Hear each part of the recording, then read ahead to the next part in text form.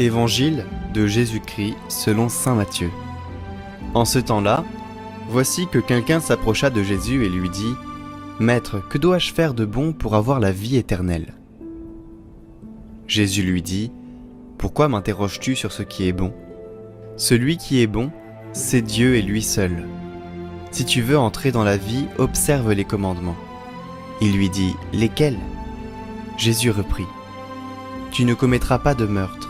Tu ne commettras pas d'adultère, tu ne commettras pas de vol, tu ne porteras pas de faux témoignages. Honore ton père et ta mère, et aussi tu aimeras ton prochain comme toi-même. » Le jeune homme lui dit : « Tout cela je l'ai observé.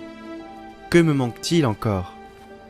Jésus lui répondit : « Si tu veux être parfait, va, vends ce que tu possèdes, donne-le aux pauvres, et tu auras un trésor dans les cieux. Puis viens, suis-moi. »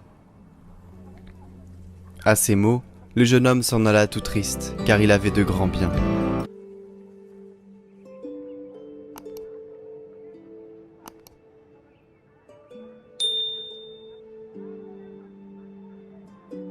La vie chrétienne n'est pas une morale d'abord, mais une marche à la suite du Christ.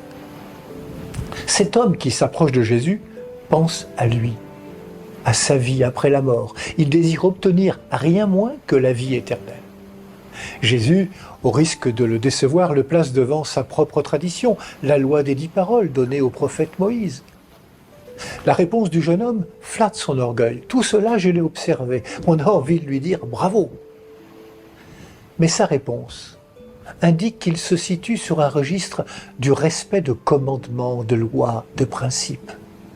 Jésus va alors le provoquer.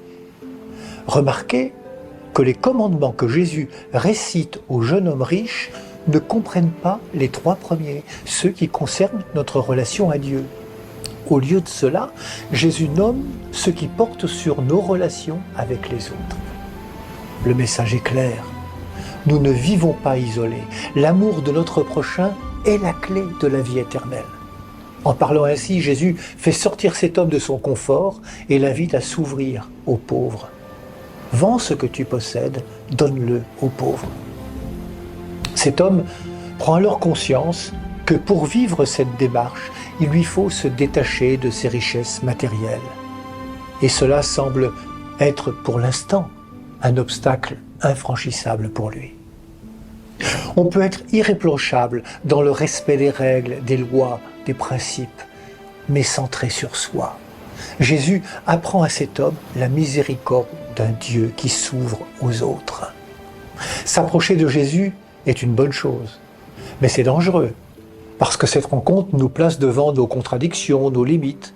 La proximité d'avec Jésus nous place aussi devant tout ce qui nous retient d'aller à la rencontre des autres, de tous les autres. Nous apprenons aussi de lui ce qui nous manque. Au contact de Jésus, nous apprenons que vivre de la vie éternelle n'est pas d'abord de faire, mais d'être disciple de Jésus. Viens, suis-moi. Apprends-nous, Seigneur, comment nous libérer des choses qui ont une emprise sur nous. Ils nous empêchent de te suivre de plus près. Aide-nous à comprendre que nos biens ne sont pas le trésor que nous recherchons. Aide-nous à construire le trésor durable d'une relation avec toi.